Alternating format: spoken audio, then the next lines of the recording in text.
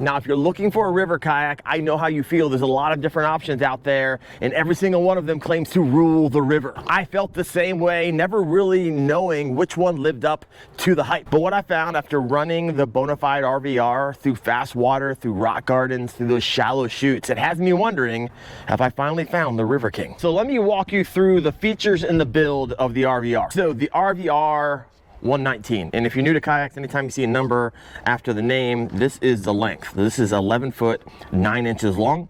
The width is going to be 35 inches, and the weight is 85 pounds. Now, the listed 85-pound weight on Bonafide refers to the kayak with all its factory installed parts, right? All the track mounts, the foot braces, all that stuff. Now, this is important because if you're looking up other kayaks, a lot of times what companies will do is just put the shot weight or the hull weight. And really what that is just the weight of the plastic and none of the factory installed parts. All right, so on a website, if you're looking from one kayak to the next, it might look like an 8 to 15 pound difference, but sometimes it's just the games that companies play. So if you're one of those companies, stop it.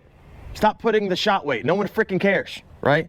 That's not what we're transporting. It's not what we're carrying. It's not how we're going to have to determine weight capacity. So freaking quit. Now let's talk about weight capacity to this river kayak. It's going to be 425 pounds. And really a shout out to Bonafide for actually defining their weight capacity. It's kayak plus paddler plus gear before the performance tanks. So love honesty. Thank you, Bonafide, for that. So size-wise, in my opinion, it's that perfect sweet spot, right? Compact for rivers and sketchy launches, but wide and long enough to carry all the gear that you need and to stand comfortably. Now let's walk around and talk about all the angler features loaded into this bad boy.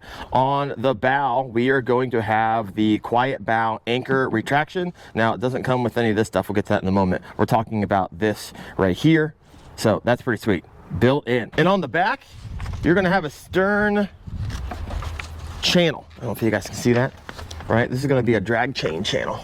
It's kind of built in right there. So actually molded into the kayak. It's also gonna come with throttle landings over here and over here. I've actually put something different in there. I put the anchor wizards. We'll get to that in a moment. You have a fully removable SS pod for your sonar and any storage. So let me open that belly back. There you go. And this will completely come out. And what's great about this is being it's fully removable. I've seen, you can like install tracks here, and then you could put your fish finder and you put the battery inside, and it's going to be waterproof. And on transport, or when you just get home and you want to plug it in, you can take this whole thing out and put it back in. So that's really nice. I like it. Up front, it has the Bullwinkle rod tips, plus underneath you got the rod butt storage. 1, 2, 3, 4. So your rods can go all the way up and kind of sit right here. Right here, you have a dedicated 26-inch catchboard slot. So this is interesting, and what doesn't get a lot of fanfare, this is actually angled, right? So it's off angle, and that's on purpose, right? So when you're measuring fish, kind of want this angle down a little bit. I would love the angle to be more, to be honest with you, kind of like that. But nonetheless, I love the thought, and you can kind of see that here. Look, you're looking at just maybe 3 inches there, and over here, maybe 1.25 inches. So it's angled there, which is nice. This can fit underneath your seat, so it's not in the way of your legs. So I thought through that. Have a little slot back there for it. Fits down in. Also, what I love is there's some gear track under here that I put my track packs on. And so when I go out, this is all I take with me when it comes to gear. So this clicks right in, makes it nice. There's some trays that you can get as well, some long ones, short ones. And it's basically all I need when it comes to what I'll be using out there on the water. So, boom. Those are really nice. Doesn't get in your way because your feet kind of sit down here. It's really nice just to have access to that. Sometimes I'll throw my lunch and drinks and stuff for sunglasses or hats in here. So a lot of in front of you storage, which is nice because I don't love like turning around all the time. Another thing I love about the design is that if you get water in here, it all slopes down to your scuppers. See all these channels and out of your boat. And so really great design there to make sure if you do go through some rapids or you get some water in your boat, or a lot of water in your boat because you went under, this is going to drain really fast, really efficiently. Back here, it is block pack compatible. This is a 13 by 16. It's going to fit down in there. If you want to put anything bigger, a 16 by 16, it also fits as well on these track pads. It's also native sidekick compatible. So if you've got a long haul to the river, you're like, hey, I need some wheels, which really means this is built to handle native watercraft sidekicks. And so it's not going to rip out on you or anything like that. So that fits in there nicely. And then it has this little recess right here, which is really made for Torqeedo batteries. And that is what I'm running, is a Torqeedo ultralight 3 horsepower motor. And this thing freaking cruises. This is really nice when you're like loading and unloading. It just gives you something to hold on to. Now it's going to come with these foot braces that are rudder compatible, and so what you're seeing now is like line and this guy right here, and this is an aftermarket part that I had to buy from Bonafide in order to make sure I can run my motor and turn my motor left and right through, see that? Push this back and forth and my motor is turning left and right. So I can kind of hands-free motorization, which is pretty nice. Next, you're going to have 2 Yak Attack insert points for roto grip or lock-in loads. So this guy right here, there's a kind of a dummy screw in there. And what you can do is put one of those guys in there by putting a 1/4-20 stud in there and tightening it down. So this is where I utilize for my Torqeedo throttle mount, and there's one over here as well if you want to utilize that. So this is going to be a hand sewn adjustable seat, and it's got some track mount down here, and so you can adjust it 4 inches fore and aft on your trim. And we talked about those rod butt grooves under the seat down there. And something we didn't talk about, it actually has skeg control. So by moving this forward or backwards, it's going to lower and drop the skeg. Now the great thing about the skeg is that, say if you hit rocks or something, it's going to pop up in there. And so it's spring loaded, which is nice. So if you're paddling a nice long flat water stretch, you want to put that down. But if you're going over, you know, really shallow areas, you can just put that up. And it's going to have some skid plates right here and right here, which is nice. As you can see, it's already getting a little bit of wear. No big deal at all. Now something else it has right here, and you might be like, what's all this area up here for? Well, this was actually designed to put a dry bag, right? Boom, there you go. You got a dry bag if you're out on a long trip, or if you're fishing some colder water, and this is actually my bag of clothes that I carry with me. You can strap that down, and so if you happen to flip your kayak, it's going to stay there. Also in the back, you can do the same. It's got these, you can bungee things down, you can put another dry bag back here if you want. It's gonna come with Omni hooks, so you can hold down your black pack. And of course, track mount here, some more track mount here, which I'm utilizing as my anchor pull stop. And I can just lock that in. Holds it up. All right, so if you take this off, you're gonna get access to the stern, which is gonna allow you to run like motor cables or get water out of your kayak for whatever reason, you can get it in there. And then up here, this, if you take off, it's also gonna give you access inside of the boat. And so it's gonna allow you to, if you ever need to work on this mechanism, you can. And then it's gonna come with 2 plastic plates right here and right here that you could do a lot with. And so what I ended up doing is installing 2 anchor wizards. So what I end up doing on my anchor wizards is installing 3D printed angle brackets, right? There's one on the right and there's one on the left. And what this does is, you know, if this was flat and you do this, you're gonna like bust your knuckles. And so at the angle, you're kind of down and away, and it makes it really easy. See if I can get this. Once you just lighten this up a little bit, you will see my anchor drop in the front.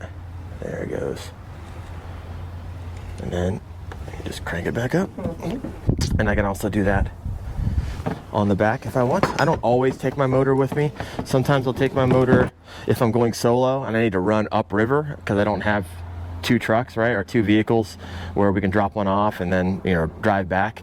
And so this is going to help me get through a lot of flat water if I don't want to, or if I'm going solo I need to go upriver and float back down. But I don't always run the Torqeedo, and sometimes I just run 2 anchors. A little safety tip here: never run 2 anchors at the same time. you're gonna get yourself in trouble. So only use your bow or only use your stern. And this is some of the things that we're gonna be teaching you in the KFast Kayak Fishing Advanced Safety Course, Basic and Advanced Certification. So head over to kfast.co and make sure you are safe out there on the water and learn more about that. Now let me back up and let's talk about what makes this thing dance on moving water. It is going to be the hull. Right? The RVR rocks, literally. It's a pronounced rocker profile, meaning both the bow and stern curve upward. And so that keeps less of the kayak in contact with the water, so it pivots fast. It turns sharp. It doesn't feel like you're steering a school bus when you're threading through tight creeks or bouncing around in current. And that rocker profile also helps it ride up and over those shallow shoals, right? Those gravel bars, those surprise logs, instead of spearing right into them. Now you pair that with a 35-inch beam and it hits that sweet balance between stability and control, letting you hold that position in current without feeling like you're standing like on a yoga ball. Let's head down to the hull. All right, so now let's talk about this right here. This is a reinforced wear point, basically a built-in bumper so you can brace against rocks or logs mid-river without flinching, right? So this is designed for this, that you can kind of sit this on a log or whatever. It's really nice. Also, if you're interested, this is a Malone Ecolite trailer, super light, makes it really easy to kind of grab this and a lot of my other kayaks and just go. In fact, if you use code Wendell15, you can save 15%, literally save hundreds of dollars on your Malone Ecolite or really anything on their website. So go check that out. Now let's talk about what everybody wants to know about, which is stability. Let me give you the breakdown. You got primary stability, which I like to call like initial sitting flat stability, and the RVR's primary stability is average, right, for a river focused kayak. On calm flat water it can feel a bit, I don't know, responsive, loose compared to the wider platforms, but that slight roll, you got to keep in mind it's intentional, right? It's the trade-off that allows the kayak to handle current, pivot quickly, and maneuver where more barge-like kayaks are going to struggle. So if you're used to a very wide, flat bottom boat, this is going to take a short adjustment period. Now, secondary stability, think of it as the leaning stability. This is where the RVR really shines. Once the kayak is edged or leaned, especially in moving water or waves, that stability locks in and becomes very predictable. Instead of the sudden flip point some wider kayaks have, the RVR transitions more gradually, giving you really time to brace or correct or really to stay upright. So this makes it more confidence inspiring and safer in dynamic river environments, in my opinion, where stability under movement matters far more than comfort while sitting still. So really, if you're fishing like calm, flat lakes, the stability on the RVR is not going to impress you. But if you fish rivers and current and tactical water, that stability design is a major asset. It's going to favor that performance and control over that lounging stability. And to be honest with you, that's what makes the RVR such a strong asset for river anglers. So now let's rate this bad boy 1 to 10, 10 being chef's kiss, 1 being like, what in the world are we even doing here? So number 1, portability. I'm gonna give it a 7 out of 10, right? At 85 pounds, it's doable, but it's not feather light. It's really a great drag boat, or if you want to put wheels on it. And don't freak out if you see me dragging this thing, like trigger warning. It was designed to be dragged. And I know this because I know the designer, and he said it was designed to be dragged. So you can drag this boat to and from the water, not a big deal. Number 2, primary stability. Primary stability is going to be a lower rating. It's going to get a 6 out of 10. It's a solid platform. You can stand and fish. It's doable. But the secondary stability is going to get the highest rating you can get. 10 out of 10. This kayak was designed with secondary stability in mind. Now let's talk about rigability. I'm actually going to give this a 9.5 out of 10. It's got a lot of tracks. It's got a nice removable gear pod. It's got anchor systems on the front and the back built into the design of the kayak. This is a rigging dream. I love it. When it comes to speed and efficiency, kind of a low rating, right? I'm gonna give it a 7 out of 10, right? It's designed for moving water, designed for current, not for lake sprinting. Maneuverability, however, I'm gonna give it a 10 out of 10. Absolutely killer in tight water. Capacity, 9 out of 10. That's an honest 425 pound spec. I like it. When it comes to tracking, I'm gonna give that a 9 out of 10, right? That drop skeg, very nice. You can pull it up for party mode. You can put it down to keep a straighter line. I like it. Now, when it comes to comfort, I love how I'm sitting in the seat. However, the seat itself, it's not like super comfortable. That's okay. I'm gonna give it a, I don't know, 8.5 out of 10. I like putting the Yak Attack Multi-Flex on, and it makes for a long day out in the water. Perfect. So not bad, not great, 8.5. Durability, I'm gonna give this a 9 out of 10. Rocks don't scare it, right? No big deal. And then finally, for the value, man, 9.5 out of 10. I'm gonna get a high rating. If you fish moving water, this kayak is going to be money well spent. Now let's talk about areas of improvement, because nothing's perfect, right? Well, maybe bacon. So first thing I noticed, all these foot pegs right here, they're supposed to slide until you lock it, like that. Then they're supposed to lock in. And that is not locking in. Now on the other side, they slide, and when you flip it up, that one locks in. However, this one does not. So I don't know if that's a QC issue or what. It doesn't matter for me because I'm using the foot steering, and so there's always constant tension. However, if you ever had that issue, let me know. Maybe it's just my one side of my foot pedal. Not entirely sure. Next, let's talk about the Bullwinkle here. This guy right here, which is supposed to kind of stage your rods so they don't bang against each other. When you put this down in here, and you can see, hear that? It is hitting the plastic before the rubber, and so this needs raised or something, and so this is supposed to sit on the rubber, not hit the plastic beyond the rubber first. And so it's a really easy fix if they have to iterate it, but it might be good when this is new, right? And this is more sturdy. However, over time it's going to sag, and I'm hitting. So one of the biggest issues you're gonna have is you decide to put an anchor wizard on this, and this thing lays flat. You didn't have this angle bracket in here. As you can imagine, if you're a tall guy and need to move your seat back, your bar is going to hit this handle, so you're not gonna be able to turn it. Now, the easy fix is, of course, you get this 3D printed angle bracket, which you can at 3dyak.com. However, if you don't have one of these, that is going to be an issue for you. But the beauty of it, doesn't have to be a major issue because these 3D printed brackets are like 30 bucks. But remember, when you go onto his website, there's a left and a right, so just don't buy two of them. You're probably gonna get two lefts or two rights, so make sure you get the left and the right. But nonetheless, that is an issue if you're just buying the anchor wizard. Now, if you want to put a motor on this, you're gonna have to buy this plate right here. You can get that from Bonafide. I think it was like 85 bucks.